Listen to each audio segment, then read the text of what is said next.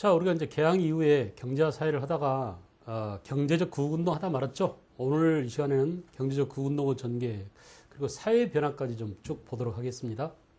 사회 변화에서는 여러 가지 의식주 생활의 변화 이런 것들이 나오는데, 선생님 이제 제가 지난 시간과 달리 양복을 또 입었죠. 뭐 지난 시간에도 뭐 거의 비슷한 복장을 하고 있지만, 오늘날 우리가 이렇게 변한 것이 바로 개항 이후에 와서 이렇게 됐어요. 그 전만 하더라도 완전히 다른 모습이었죠. 머리에 상투를 틀고 또 갓을 쓰고 두루마기 한복을 입고, 그죠? 이런 모습에서 우리가 완전히 탈바꿈을 하게 됐는데, 그것이 바로 이 무렵의 일이다 이거야. 알겠어요? 그런 것들이 이제 종합적으로 우리가 한번 쫙 살펴볼 겁니다. 먼저 그림을 통해서 보고 교재를 통해서 좀 나가겠어요. 오늘 좀 진도가 많이 나가니까 여러분들이 각오를 하시고 좀 따라오십시오. 근데 재밌는 내용들이 많으니까 힘내서 줄기차게 따라오시기 바랍니다. 자, 지난 시간에 이어서 이제 경제적 구국운동의 전개 그랬는데, 방공령 말씀드렸죠. 1889년에서 90년 사이에 방공령이 곡물 수출 금지령입니다. 방공령이라고 하는 게 누가 내렸어요? 함경감사 조병식이 내렸죠. 이 함경감사 조병식이 방공령을 내린 이후로 기타 이제 방공령은 함경도에서 또 황해도로, 황해도에서 충청도, 경상도로 이렇게 확산됩니다. 그래서 거의 뭐 전국적으로 방공령이 확산됐다. 여러분이 문제를 풀 때 특히 주의할 것은 이 방공령은 농민의 경제적 자운동이 아니에요. 방공령을 내린 것은 지방관찰사들이니까 지방관찰사는 관직이죠. 그래 안 그래? 그래서 관료에 의해서 이루어진 경제적 구국운동이지 농민에 의한 운동 아니에요. 농민은 따랐을 뿐입니다. 시키니까 수출하지 마라. 일본 상인한테 쌀 팔지 마라. 알겠죠? 이게 바로 방공령 아니겠어요? 그래서 주체가 관찰사들이다라는 걸 꼭 기억하십시오. 일본으로 곡물 유출을 막고요. 함경감사, 황해감사, 나중에는 뭐요? 충청감사, 경상감사까지 이렇게 확산됐었다. 그러나 조일 통상장정 규정, 여러분 무슨 규정이 있다고 그랬죠? 한 달 전에 미리 통보해 주라라고 했는데 이걸 위반했다는 것을 구실을 해가지고 오히려 배상금을 물어주고 말았습니다. 실패했죠, 실패. 그래서 방공령은 실패하고 말았다. 성패를 좀 잘 알아두시기 바라요. 그 다음에 이제 상권수호운동 그랬어요. 왜 상권수호운동이 전개됐다고 그랬죠? 여러분, 전부 다 이렇게 역사에는 스토리가 있습니다. 아, 그렇군요. 초창기 개항 당시에는 일본 상인들이 내륙에서만 장사했는데, 나중에 일본 상인놈들이 미안해요. 개항장에서만 장사했는데 내륙까지 오게 돼서 서울까지 진출하다 보니까 결국은 우리 상권이 이제 심각한 위협을 받게 되죠. 서울의 시전 상인이랄지 또는 뭐 다른 지방의 상인들도 외국 상인들의 청나라나 일본 상인들은 내륙 진출로 타격을 입는단 말이에요. 그래서 상권 수호 운동을 전개하기에 이르렀다. 보십시오. 황국중앙총상회. 이거 서울에 있는 시전 상인들이죠. 그래서 주로 이제 청나라 놈들은 수표교 일대를 무대로 하려고 했었고, 일본 놈들은 충무로 일대를 하려고 했었는데, 우리 조선 시전 상인들의 상권이 이렇게 심각하게 침해를 입게 되자 황국중앙총상회를 결성해서 상권 수호 운동을 전개하도록 하더라. 누가요? 황국중앙총상회. 1898년 황국중앙총상회입니다. 기타 이제 또 이권 수호 운동이 전개됐죠. 특히 독립협회가 열강의 이권 침탈 이후에, 그죠? 1896년에 아간파천이 전개되고, 이 아간파천 이후에 열강에 의한 열강의 이권 침탈이 격화되게 되자 여기에 저항해서 이권 수호 운동이 전개되더라라는 점, 상관관계 흐름도를 알아두십시오. 그죠? 그래서 아간파천 시기에 주도했었고요. 그죠? 러시아의 저령도조차 반대. 이거 하나씩 알아둬야 돼요. 러시아 저령도조차, 저령도가 어딘지 지도에서 한참 찾는 친구들이 많은데, 이 저령도는 지금의 영도입니다. 알겠어요? 영도. 그래서 영도가 다리가 나지기 이전에는 떨어져 있었잖아요. 그래서 떨어진 영도, 전령도예요. 거기다가 이제 움직이는 가변식 드러났다 큰 배가 오면 이렇게 다리가 올라가고, 작은 배가 안 오면 다시 다리가 내려가서 다리로 역할을 하고, 이렇게 했던 게 바로 부산 앞바다에 있는 영도죠, 영도. 그게 이제 그 다리가 없을 때의 영도를 절영도라고 해요. 알겠죠? 그래서 러시아가 이 절영도를 욕심냈어요. 이 러시아 사람들이 블라디보스톡에서 부산으로 오기가 참 좋습니다. 해로가 괜찮아요. 알겠어요? 특히 이제 겨울 같은 데는 어때? 북서풍 바람이 밀어주니까 말이야. 뭐 이때쯤에는 전부 다 전기선이 왔다 갔다 했지만은 옛날 발해와 일본과의 교류 때도 이 북서풍을 이용해서 그 당시에 그 연해주 쪽에서 일본이나 부산 쪽으로 내려오기가 편했다고 합니다. 어쨌든 간에 이 부동항을 얻고자 하는 러시아 놈들은 항상 남쪽으로 내려가려는 그런 야욕이 있죠. 특히 이제 우리 저령도에 저탄소, 석탄을 저장해 놓고 그 장기적인 태평양으로 진출할 수 있는 그런 기지를 만들기 위해서 이렇게 러시아가 저령도를 요구했었는데 야 꿈도 꾸지 마 이 새끼들 하면서 저령도 조차를 반대했습니다. 누가? 독립협회 이권수운동 성공했죠. 그 다음에 한러은행을 폐쇄시켰어요. 역시 성공했습니다. 러시아 군사기지 설치를 반대했었다. 오케이. 이렇게 여러 이권 그 요구를 우리가 저지시켰어요. 누가? 독립협회가 이권 수호 운동을 전개해. 자, 그 다음에 이제 선생님이 몇 차례 강조했었는데, 그, 보세요. 지도를 보고 좀 알아둘 필요가 있다 이거야. 이권 수호 운동이 어떻게 전개됐는지 아주 다양합니다. 다시 한번 볼까요? 다시 한번 보겠어요. 서울부터 들어갑니다.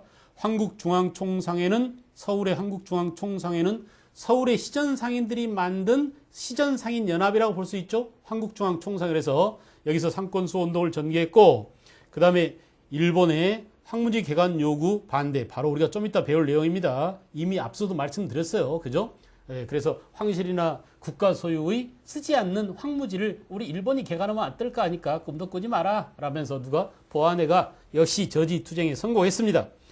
그 다음에 여러분 방공령이 일어난 지역이 쫙 나와 있군요. 맨 먼저 함경도에서 일어났다는 점 사람을 꼭 알아두십시오. 함경도 방공령 사건에 관련된 사람이 누구라고요? 함경감사 조병식입니다. 알겠죠? 그래서 함경감사 조병식 이후로 또 어때요? 그 다음에 황해도, 그 다음에 충청도, 그죠? 그리고 경상도 일대까지 이렇게 방공령이 시행된 지역이 여러 군데가 있다는 점도 알아두시고, 기타 이제 독립협회의 경제주권 수호운동, 지금 방금 전에 봤죠?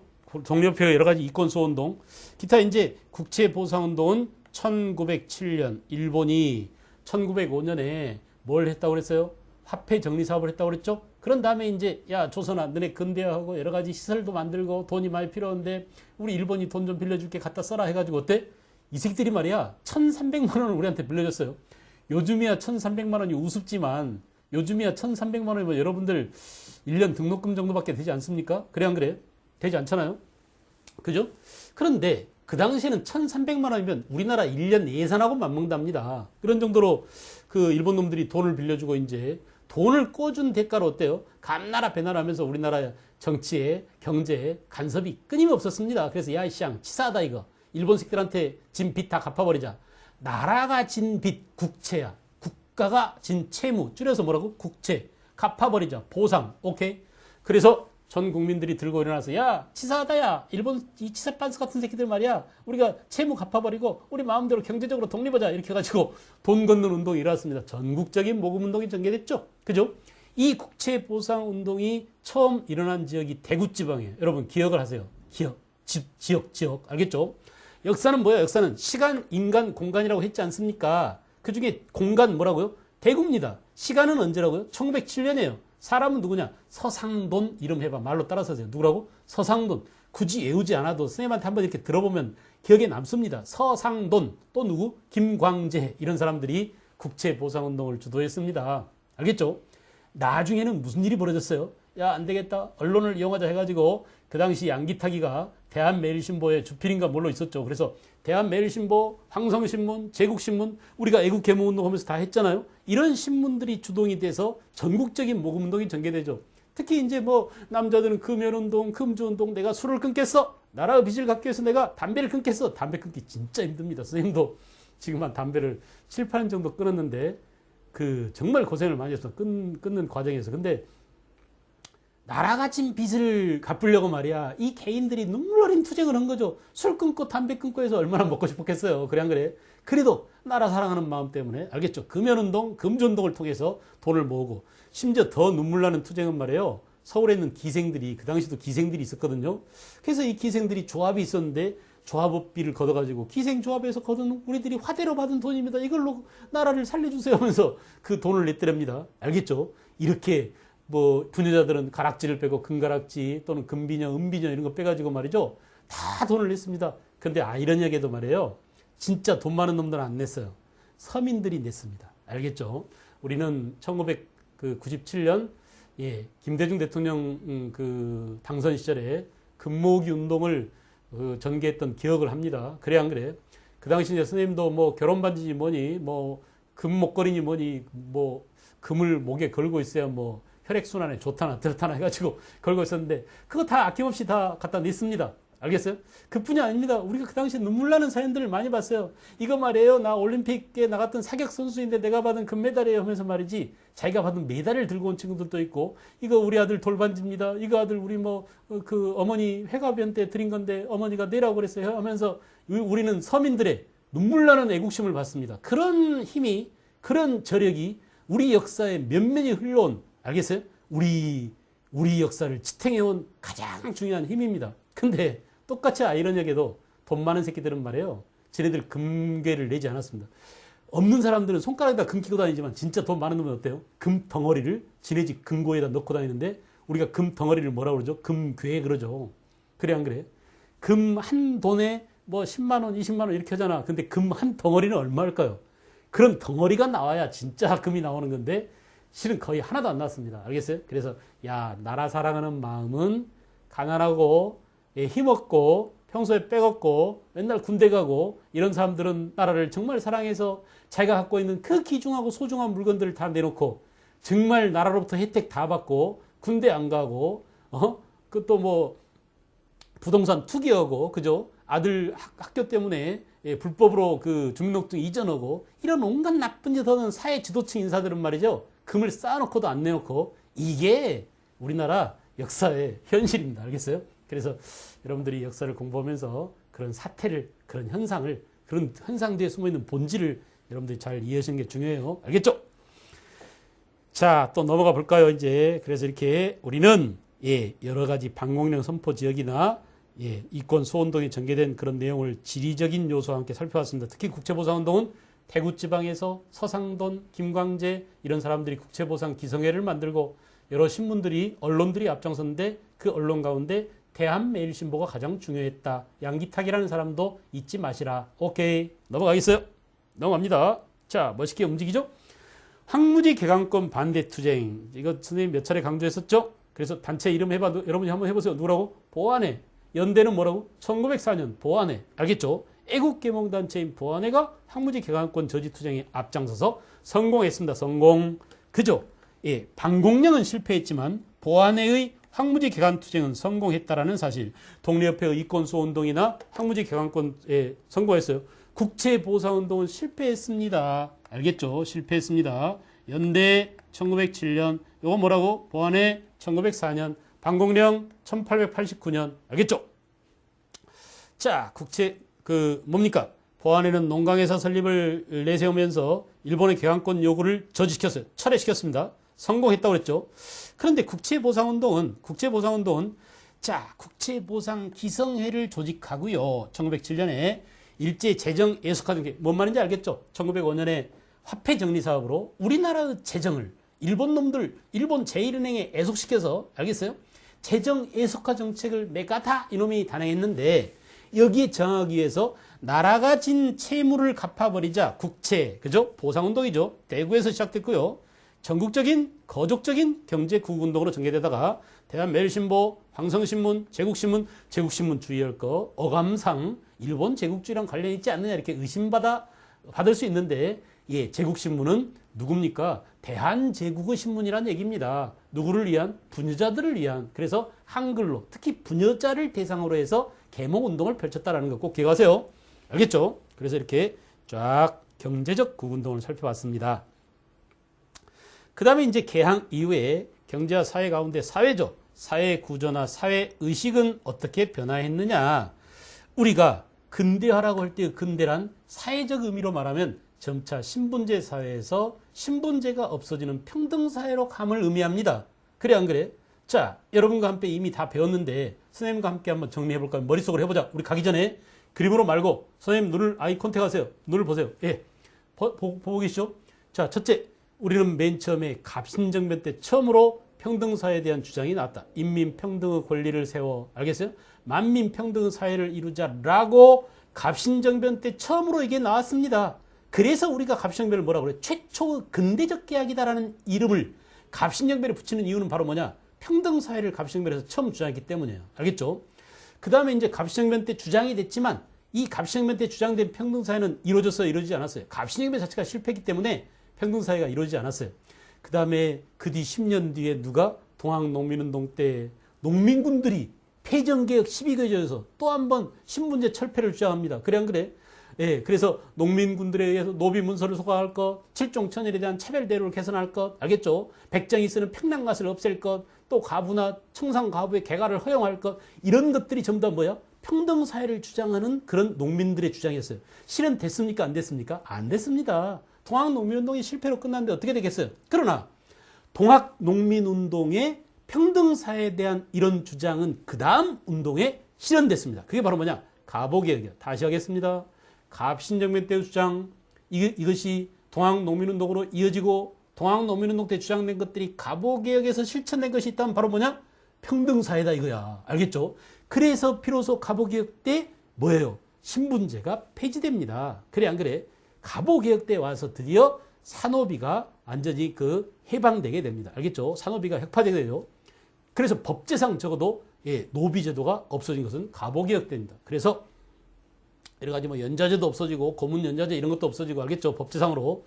이렇게 해서 우리는 신분제도가 점차 평등사회로 이행되는 그런 과정을 봤습니다. 물론 가보개혁 때 신분제가 폐지됐다고 완전히 신분제가 없어진 건 아니야.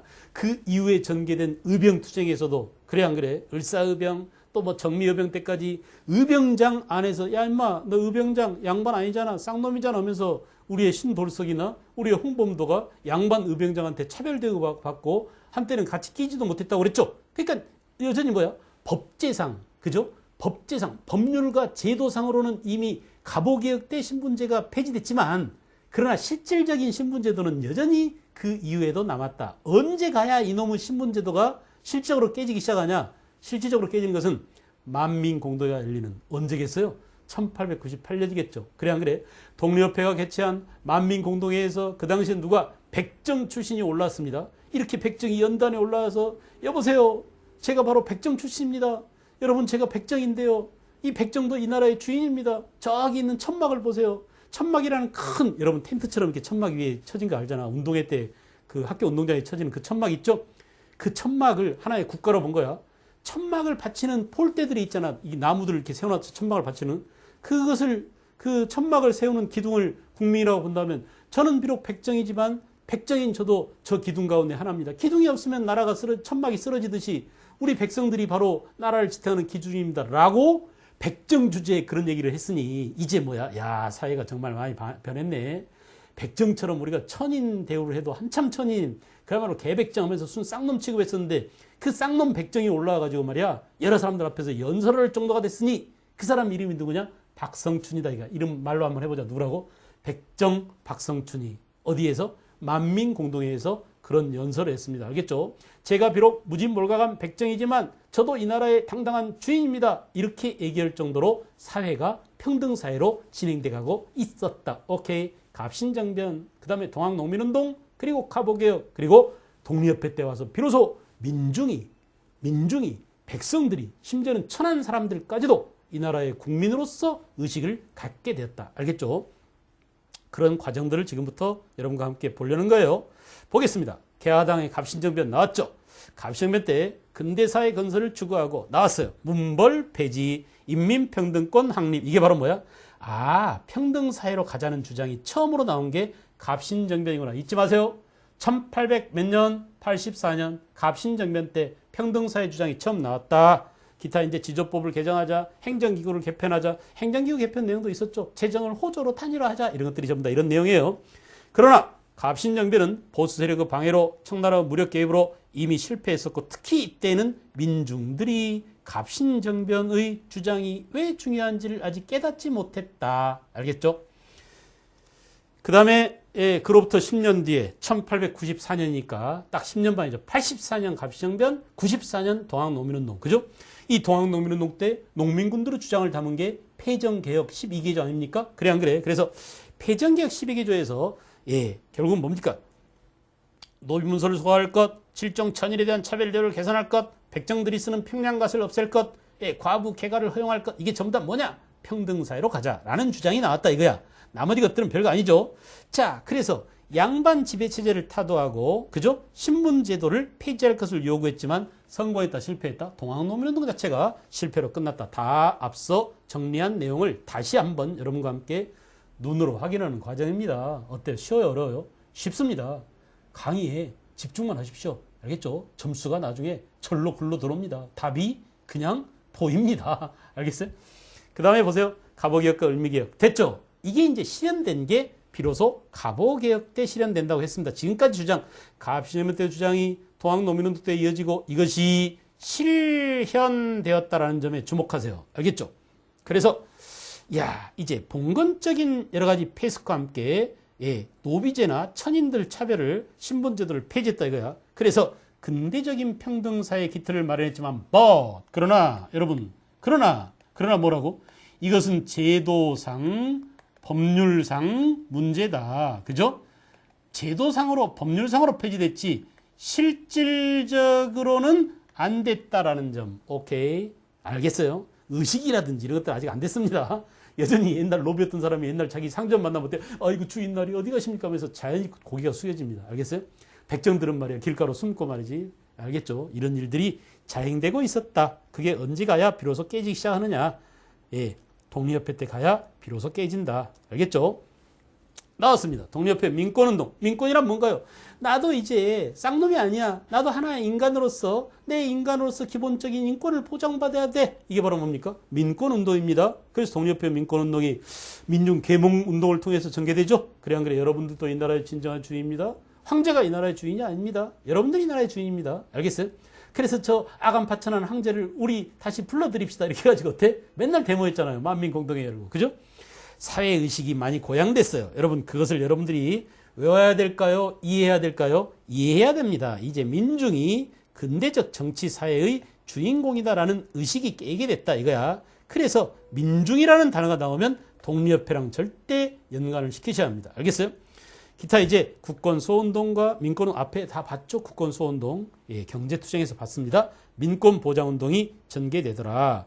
그래서 민주주의와 민족주의와 그죠? 자주적 국권의식 이런 것들이 동시에 함양되게 된 독립협회의 3대 사상 자주국권, 자유민권, 자강개혁 이 세 가지가 독립협회의 3대 사상이라고 했습니다. 그 다음에 이제 여러분 독립협회는 결국 애국계몽운동 단체로 이어집니다. 우리 복수 한번 해볼까? 독립협회가 무엇으로 계승? 잘했어요.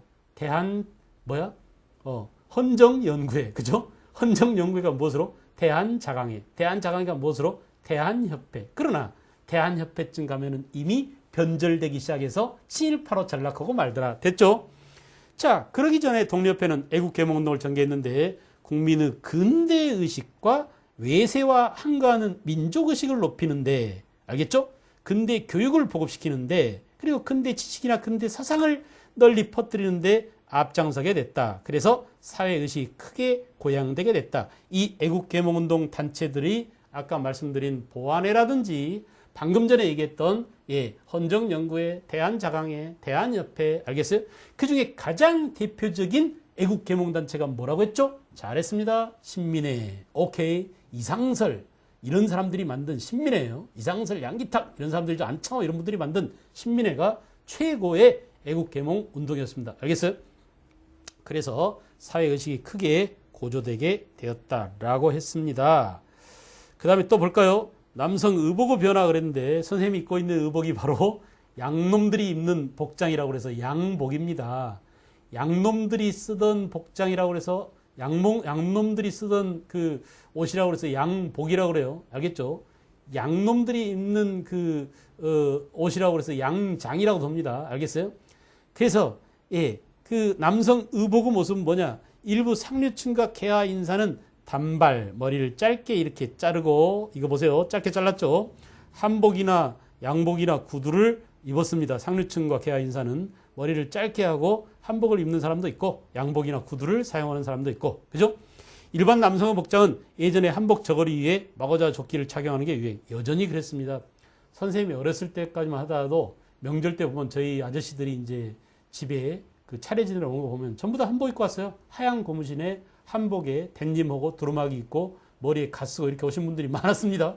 제가 조선시대에 산 게 아닙니다. 저도 그 여러분과 함께 동시대를 살아가고 있는데 저는 이제 특이하죠. 농경사회와 산업사회와 정보화 시대를 동시에 겪는 여러분 어머니, 아버지나 또는 선생님 세대 같은 경우는 전 세계적으로 아주 독특한 세대입니다. 그래서 우리도 전통이 망가지고 전통이 사라지면서 새로운 서양적인 서구적인 가치나 서구적인 그 제도나 서구적인 의식이나 이런 것들이 만연하는 그 격변의 시대를 살다 왔어요. 그러니까 여러분 이제 요즘은 어머니 아버지하고 되게 대화도 잘 안 하고 의식이 많이 단절되고 그러죠. 왜냐하면 여러분들 이해를 못하는 구석이 많이 있을 겁니다. 너무 문명의 발전 속도가 빨라요. 알겠어요? 근데 이제 선생님 나이 돼 보니까 그 빠른 문명의 발전 템포를 따라가지 못하는 이유가 감각적으로 느려져. 눈이 잘 안 보이거든. 알겠어? 그러니까 뭘 좀 사용 설명서 이런 것들을 읽어보려고 해도 안 보니까 자꾸 이렇게 해가지고 결국은 에이쌍 모르겠어. 그냥 살던 대로 살지. 이렇게 하다 보니까 점점 새로운 문명의 이기들 이런 것들을 접하지 못하게 되고 그러다 보면 문명의 이기랑 친숙한 여러분들과 공통의 주제가 없게 돼요. 그래 안 그래? 그래서 이제 많이 대화도 단절되고 그러는데 그럼에도 불구하고 우리의 전통적인 가치, 부모님에게 효도하는, 알겠어요? 또 서로 이웃을 챙기는 그런 우리의 가치들이 굉장히 소중한데 그런 가치들마저 다 서구화가 되면서 이렇게 그 개량화가 되면서 양놈들 것을 받아들이면서 우리가 다 날려버렸다는 게 너무나 아쉬워요. 제가 이제 오늘 아침 오면서도 야 이거 한국 상황 이러면서 나도 좀 한복을 좀 쫙 입고 한번 해볼까. 머리는 상투를 못 들더라도 한복이라도 좀 입고 한번 해볼까. 근데 그놈의 한복이 보통 복잡한 게 아닙니다. 비싸기도 하고요. 누가 한복을 뭐랄까 의상 협찬을 해주면 진짜 입을 용의가 있어요. 그래서 한복이 얼마나 아름다운지 여러분 상상을 해봐. 지금 제가 한복을 쫙 멋있게 차려입고 여러분 앞에 섰다면 그냥 생쇼라고 할까요? 아닙니다. 한번 해보고 싶긴 한데 누가 협찬을 할지 모르겠어요. 나중에 이제 더 기회가 생기면 한번 추진해 보려고 합니다. 자, 어쨌든 간에 이렇게 일부는 이런 양복을 입기도 하고 머리를 짧게 하기도 했지만 여전히 두루마기나 한복이나 이런 것들이 또 일상적으로 널리 입고 있었다. 그죠? 자, 이런 게 이제 소위 말하는 근대화된 개화 청년의 모습입니다. 야, 이거 뭐 완전히 5대5죠. 가르마 그냥 가운데 가르마 쫙 타고 말이에요. 이렇게. 그 당시 그 일본 유학생 좀 여기 선생님도 지금 약간 남사스러워서 못하고 있는 이 뭡니까 이거? 손수건을 여기다 싹 쑤셔 박았겠죠. 옛날에 이제 갑자기 그 얘기가 생각나네. 어떤 아나운서가 쓴 여담이 있는데 자기 일화를 소개하는데 이게 유행해가지고 말이에요. 여기 이 주머니에다가 뭔가를 꽂고 이렇게 늘 방송하는데 그걸 안 갖고 왔더랍니다. 집에서. 그래서 보니까 없어요. 없으면 또 이상하게 생각할 거 아니에요. 그래서 자기 양말을 벗어가지고 여기다가 딱 꽂았는데 시청자들은 그게 평상시에 하던 건 줄 알고 다 속았다고 합니다. 하여간 그렇게 해서라도 뽀대를 내려고 하는, 알겠어요? 약물을 먹었다고 하는, 서양화가 이루어졌다고 하는 것들을 과시하기 위한 그런 모습들이 유행이었습니다. 그럼에도 불구하고 이렇게 여전히 전통을 접하고 있는 사람들도 있었다. 알겠죠? 자, 여성의 의복은 어땠느냐? 여성의 의복은 개화기 때는 서양 여자 선교사의 양장, 그죠? 이제 그 양장, 서양 여성 옷을 양장이라고 하고 남성 옷을 양복이라고 합니다.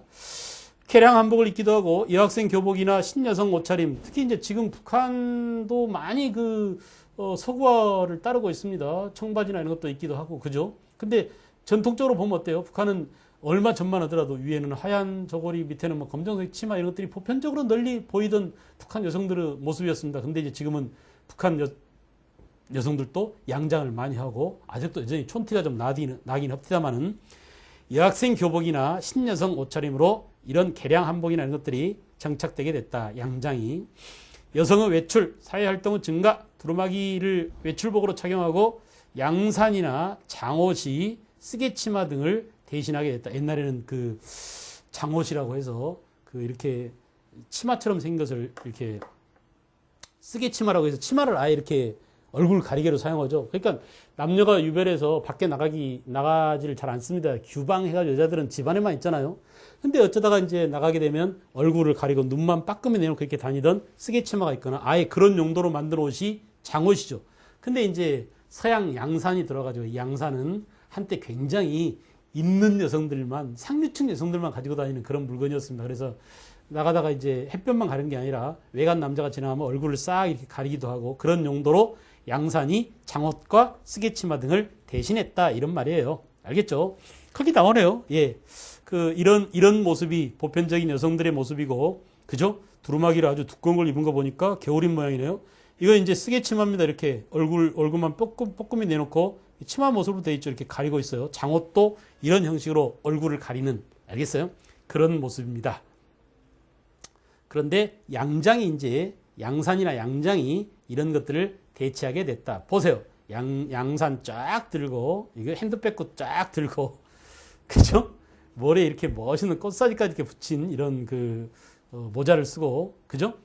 이렇게 또 근대식 이건 여학생 같으네요. 이렇게 검정 치마와 개량 한복쯤 되는 것 같습니다. 그리고 뾰족구두를 신었어요. 알겠죠? 이렇게 어떤 뭐랄까 혼합된 그런 모습을 전통과 또 서구가 두 가지가 혼합된 그런 모습을 보이고도 있구나라는 것을 보여주고 있습니다.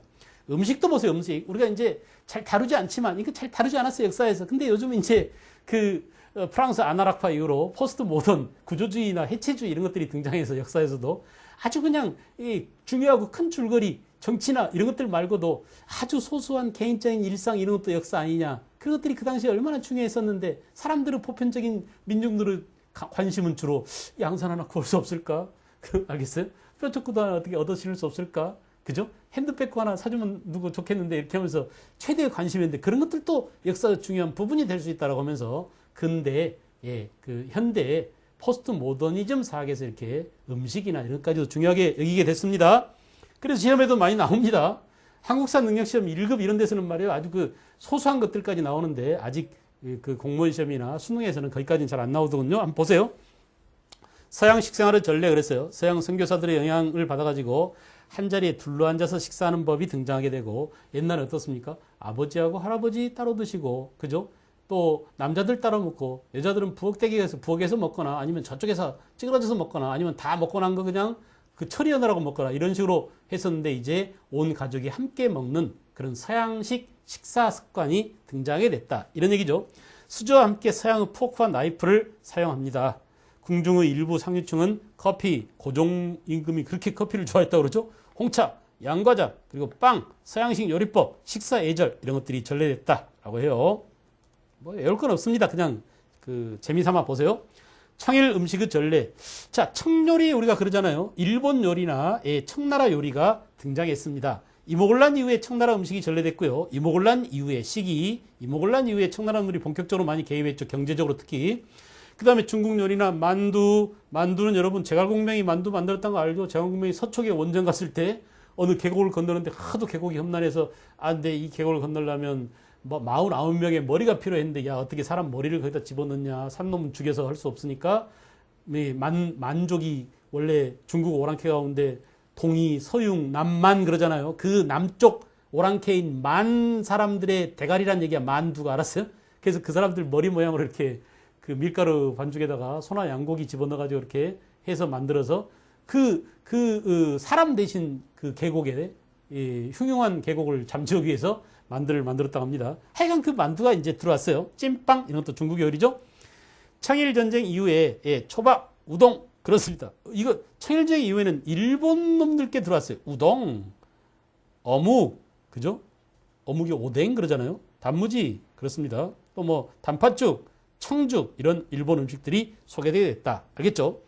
외래 음식 접촉에 따른 식생활 변화는 일반 서민에게까지 영향을 미치지 못했다. 그래요. 식생활까지 서양식으로 하지는 못했습니다. 그 당시 이제 새로운 일본이나 청나라 요리가 들어오긴 했지만, 알겠어요? 요즘 우리가 이제 음식을 패스트푸드를 많이 먹고 그래가지고 굉장히 안 좋은 현상들이 일어납니다. 콜라가 말이야 그렇게 안 좋다고 그러죠. 콜라 속에다 이빨을 넣어놓으면 얼마 만에 다 삭아버린다고 하고, 못 같은 경우도 한 6일 되면 다 삭는다고 그래요. 실제로 안 해봐서 모르겠습니다만은 그런 정도로 우리한테 안 좋은 서양 음식입니다. KFC라든지 그죠? 햄버거류라든지 이런 것들이 얼마나 몸에 안 좋은지 여러분들이 모르고 먹어요. 맛있으니까. 근데 여러분 자세히 관찰해 보세요. 지금 우리가 미국이라든지 소위 이 일찍 서구화된 그런 나라들 있잖아. 영국이나 이런 나라들에서 나오는 텔레비전 모습을 봐봐. 그러니까 어떤 설정된 드라마라든지 영화라든지 이런 거 말고 그냥 보편적인 뉴스나 이런 거 봐보세요. 거의가 비만입니다. 알겠죠? 다 뚱땡이들이에요. 그냥 배가 다 출렁출렁하고 말이죠. 엉덩이는 그냥 완전 빵빵하고 그러잖아. 그런데 베트남이나 북한이나 알겠어요? 또는 동남아시아 이런 데의 뉴스를 한번 봐보세요. 전부 다 홀짝 말랐습니다. 결국은 뭐냐? 이렇게 서구화된 식습관이 패스트푸드가 사람들을 병들게 만들고 육신을 이렇게 살찌우게 만들어서 결국은 우리 몸에 안 좋은 영향을 많이 줍니다. 선생님도 한때 그걸 너무 많이 먹다가 그걸 빼는데 정말 고생 많이 했습니다. 담배 끊고 안 좋은 음식을 안 먹는 데만 정말 고생을 많이 했어요. 여러분들도 젊었을 때 몸이 항상 젊은 게 아니야. 지금 여러분들이 식습관을 잘 들이는 게 중요합니다. 우리 것 진짜 좋습니다. 된장국, 알겠어요? 청국장, 두부, 콩나물 세상에서 제일 좋은 음식입니다. 알겠죠? 하느님이 우리한테 준 음식 가운데 제일 좋은 게 저는 콩이라고 봐요. 특히 콩은 우리 민족이 세계에서 처음으로 개발하고 만들어낸 그런 품종입니다. 이게 이제 뭐 컬럼비아 대학 쪽으로 넘어가지고 미국에서 커져가지고 우리보다 훨씬 더 큰 콩알을 생산하는 그런 콩 품종이 들어왔다고 하는데, 그럼에도 불구하고 이 땅에서 생산된 콩만큼 맛있는 콩이 없습니다. 이 땅에서 생산된 쌀만큼 찰기 그 윤기 흐르고 맛있는 쌀밥이 없듯이 말이에요. 알겠죠? 그래서 우리 음식을 많이 애용해 주십시오. 여러분들이 우리 음식을 많이 애용해야 우리 농부들이 건강하고 우리 농촌이 건강해야 도시가 활력을 얻게 됩니다. 아시겠죠? 서로 이렇게 사슬 관계에 있기 때문에, 네트워킹이 돼 있기 때문에 여러분들이 무조건 맹목적으로 그냥 입에 맛있다고 마구 처먹고 막 그렇게 하지 마시기 바랍니다. 미안해요. 처먹는다고 해서. 그 다음 이제 주거생활, 의식주니까 주거생활이 나왔죠? 서양 주거문화의 전례. 그렇습니다. 개항 이후에 주택 대신에 신분 규제를 받던 조선시대는 어때요? 소설대문 이런 거 함부로 만들지 못했죠. 신분에 따라서 대문의 사이즈 또는 뭐 집 안 그 방수 이런 것들이 다 규제를 받았습니다. 그런데 개항 이후에 서울, 부산, 인천, 원산 이런 개항장에 각국의 공사관이나 영사관이 만들어지고, 그죠? 일본인, 서양인 이런 놈들이 들어와 살면서 특히 이제 그 수표구 쪽에는 청나라 놈들이 많이 와 살고 충무로 쪽에는 일본 놈들이 많이 와 살아가지고 지금도 충무로 일대는 외색 건물들이 많습니다. 그게 일본 영향을 받아서 그래요. 역시 마찬가지로 부산 같은 경우도 일본인들이 많이 와 살아가지고 외색 건물들이 꽤 많이 남아 있습니다. 일본식 건물들이. 알겠죠? 공공건물과 민간주택의 변화, 관청, 공공건물, 학교건물, 되게 이제 근대식 건물로 이런 것들이 지어지게 되고, 특히 이제 그 관청이나 이런 거 보면 어때? 전부 다 비슷비슷하죠? 특히 경찰서 봐봐요. 어느 경찰서인지 모를 정도로 지금도 경찰서 모습은 다 똑같습니다. 학교도 근래 지어진 것 이외에는 거의가 다 학교 모습이 같은 이유는 근대식 건축을 지으면서 학교란 이런 거야, 경찰서란 이렇게 짓는 거야, 관공서란 이렇게 짓는 거야, 이렇게 하나의 전범이 만들어져서 그 어떤 전형이 만들어져서 그걸 본받아 하다 보니까 그냥 천편일률적으로 지어져요. 요즘 이제 새로 지자체들이 공공 건물을 새로 짓기도 하고 경찰서도 새로 짓고 하면서 새로운 그 건물 형태로 학교 건물도 아주 특색 있게 독자적으로 이런 모습을 띄우면서 우리의 전통적인 미를 살리거나 새로운 창의적인 미를 도입하면서 주거 형태를 갖추는 데가 많이 있죠. 그죠? 뭔가 이제 우리도 서양을 본받지 않겠다는, 우리 자주적인 것들을 그런 길로 가겠다는 그런 의식이 살아있다는 것입니다. 여러분 딱 보면 눈에 익죠? 지금도 보존되어 있는 서울역의 모습이군요. 그래 안 그래? 그 다음 이제 이렇게 그 여러 가지 서양식 건물들이 많이 있습니다. 이거 다 외울 필요는 없어요. 그죠? 그 다음에 이제 여성의 사회적 지위에 대한 의식 변화 그랬는데, 독립신문 논설에서 혼인제도 개혁, 부부중심의 가족제도, 여성의 교육권, 여성의 사회적 활동의 필요성 등이 주장됐다. 당연한 겁니다. 국제보상운동 때 아까 말씀드렸죠. 심지어는 기생까지 여자들도 가락지나 비녀 등을 빼내서 국제보상운동에 참여할 만큼 여성의 사회활동이 이제 시작되게 됐다라는 얘기입니다. 최초의 여성단체는 찬양회라는 단체. 좀 알아두십시오. 찬양회. 여성이 굉장히 중요해졌습니다. 대통령이 지금 여자잖아요. 알겠어요? 대통령 여자입니다. 장관 여자도 있습니다. 그래 안 그래? 이렇게 사회 각계에서 여성들의 활약이 두드러지기 때문에 우리 그 한국사 시험에서도 고려시대, 조선시대 여성의 지위에 관한 문제가 아주 단골로 잘 나옵니다. 알겠어요? 이런 것들도 전부 다 요즘의 현대의 여성 여권의 지위 향상과 관련돼요. 1898년에 서울 북촌 부인들 중심으로 해서 만든 최초의 여성단체가 찬양이었고, 독립신문, 황성신문 이런 데에서 여성의 직업 참여, 그죠? 교육권, 여성 통문 이런 것들을 발표했다라는 점 알겠죠? 이렇게 해서 우리가 그림으로 쫙 봤고요. 그 다음에 여러분과 함께 교재를 통해서 또 빠른 속도로 한번 또 보도록 하겠습니다. 교재는 116쪽이에요. 일본 상인과 청상인의 침투. 여러분, 이제 교재 읽는 것은 누구 몫인가? 여러분들 몫입니다. 여러분 머릿속으로 생각해봐. 개항 이후에 우리나라 무역을 누가 독점했다? 일본이 독점했다. 그 무역의 형태 뭐라고? 세 가지. 개항장 무역, 또 하나 뭐 약탈 무역, 또 하나 뭐 중개 무역. 그런 내용들이 지금 쭉 나왔습니다. 강화도 조약에 따른 통상장정, 일본 상인들의 침투 됐죠? 여러분들이 충분히 읽어낼 수 있습니다. 선생님 강의를 듣기 전에는 책을 혼자 읽기가 답답해요. 뭔 내용인지 모르기 때문에 그렇죠. 근데 이렇게 강의를 듣고 나면 어때? 여러분들 혼자서도 책을 능히 읽게 됩니다. 그래서 이제 앞으로는 혼자 공부해서 더 깊이 있는 더 심화된 내용까지 자신 있게 재밌게 풀어나갈 수 있을 겁니다. 그 다음에 1882년 다음 페이지 봐봐. 117페이지. 조청 상민 수륙 무역장정이 체결됐습니다. 무슨 사건 이유냐 이게? 이모곤란 이유. 잘했어요. 칭찬해주고 싶어요. 이모곤란 이유가 되면 청나라도 우리나라 경제에 끼어들었다. 일본과 무역 경쟁에 끼어들었다. 조청 상민 수륙 무역장정.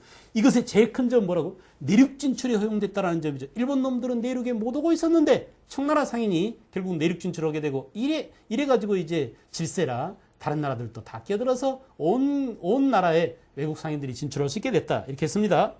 농민은 몰락 보세요. 외국 상인들은 내륙시장 진출. 그렇죠? 처음에는 활동 범위가 사방 심리로 제한, 개항장에서 이거 간행, 이정, 심리 이렇게 얘기했습니다.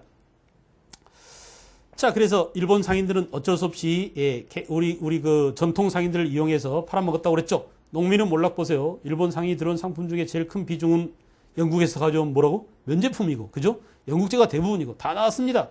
이렇게 헐값에 사다가 우리 농민한테는 비싸게 팔아먹었다. 면제품을. 면제품뿐이 아니야. 양은 냄비면 뭐 이런 것들이 전부 다 그때 양은이라는 게 서양은이라는 말입니다. 은처럼 가벼운데 되게 값이 싸잖아. 양은은.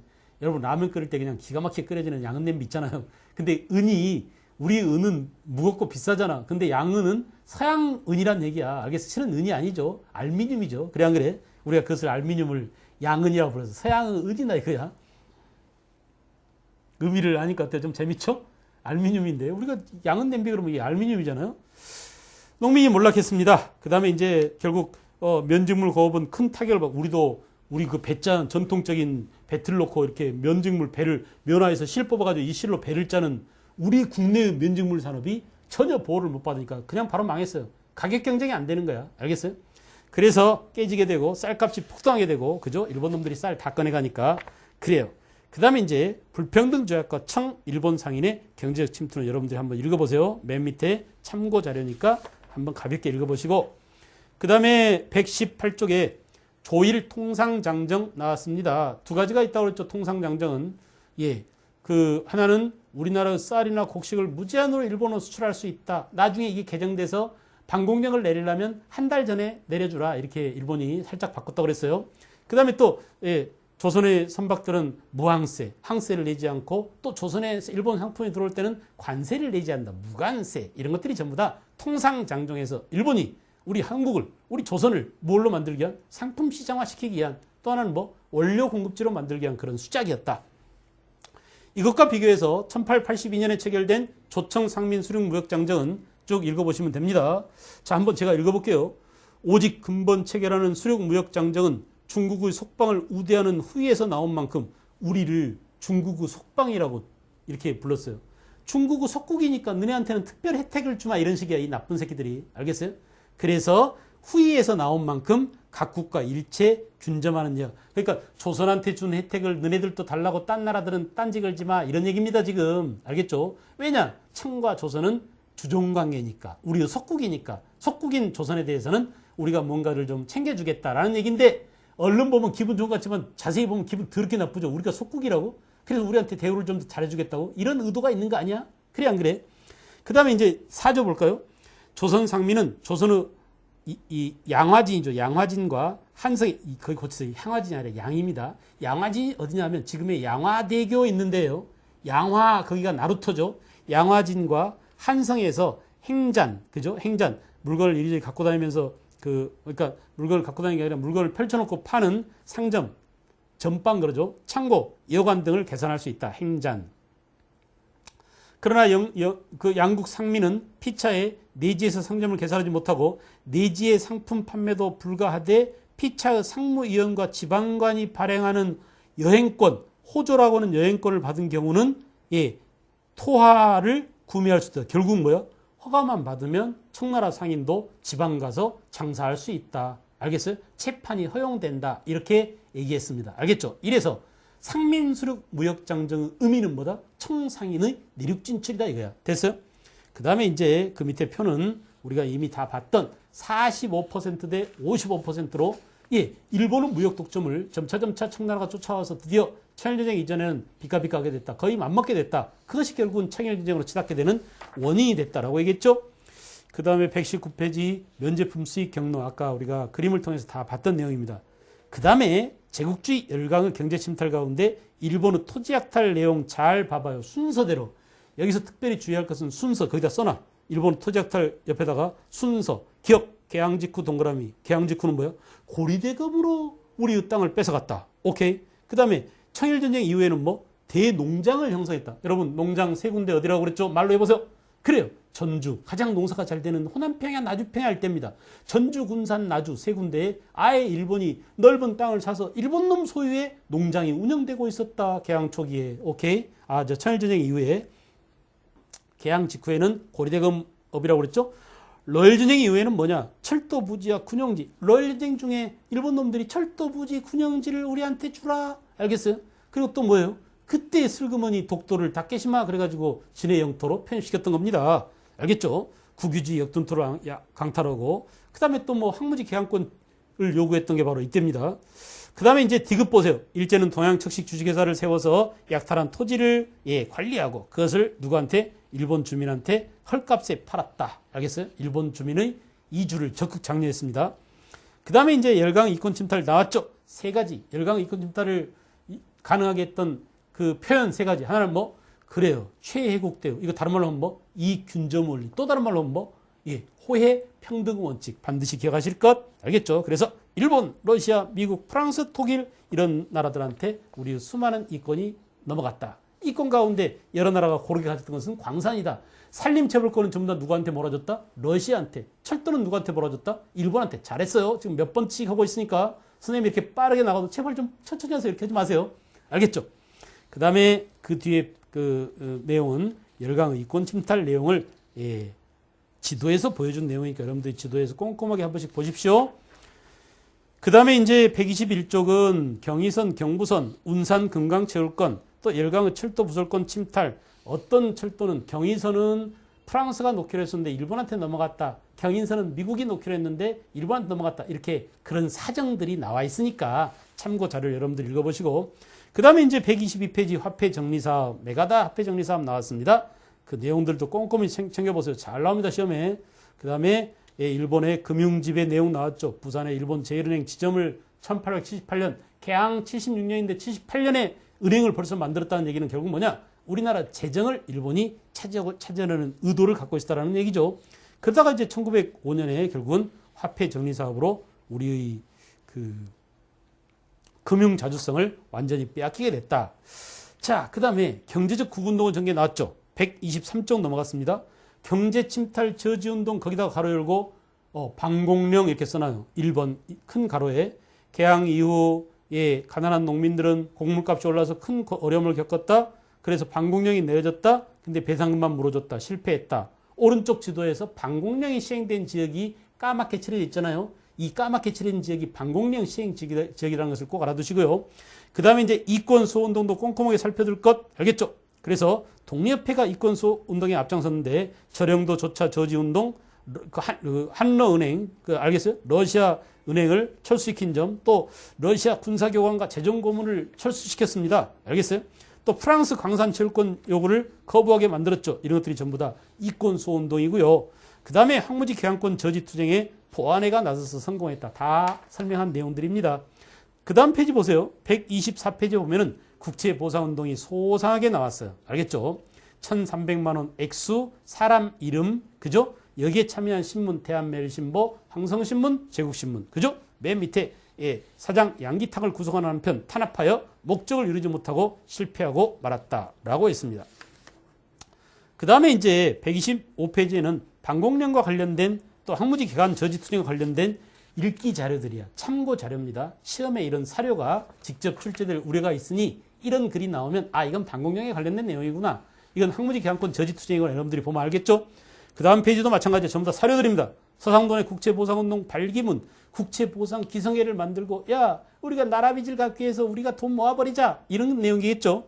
그 다음에 이제 반지 빼기 모임에서 우리 반지를 빼서라도 이 나라를 구합시다. 누구겠어요? 여성들의 참여를 나타내는 그런 내용이고 그 다음에 이제 쭉 넘어가 보세요.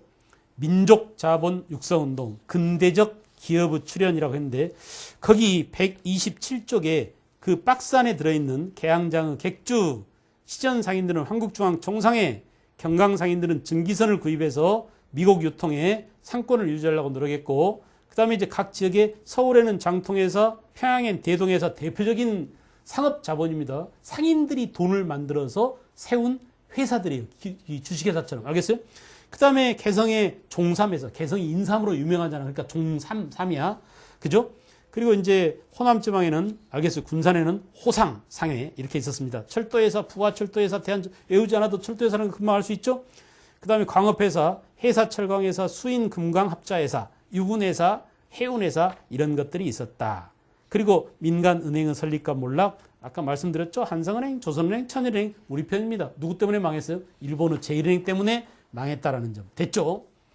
그리고 128쪽에 회사 설립과 외국 상인의 상권 잠식 나왔고요. 그 다음에 이제 129쪽, 개항 이후의 사회적 변화 129쪽부터 평등사회로 이행 내용은 이미 다 그 정치사를 하면서 정리된 내용들이고, 아까 또 우리가 그림을 보면서 정리한 내용이에요. 132쪽 한번 볼래요? 백정 박성춘이 관민공동회에서 1898년 10월 달에 연설하는 모습이 나왔습니다. 여러분, 저는 무지몰각한 백성입니다. 백정입니다. 라고 하면서 백정 박성춘의 연설 내용 나왔죠? 독립협회 민권사상, 노비세습제 폐지, 그 다음에 신분제 타파에 관련된 여러 가지 내용들 다 참고로 여러분들 읽어보시면 되겠고, 애국개몽운동도 우리가 이미 다 다룬 내용입니다. 그래서 134쪽까지 교재 내용을 여러분들이 꼼꼼히 읽어보시면 읽힐 겁니다. 읽힐 거예요. 뭔 말인지 알면서 읽을 수 있어요. 알겠죠? 그러면 이제 공부가 끝난 거야. 이렇게 정리를 마치고, 그 다음에는 뭐냐? 그 다음에는 이제 근대 문물들이 또 있어. 전기는 언제 들어왔나?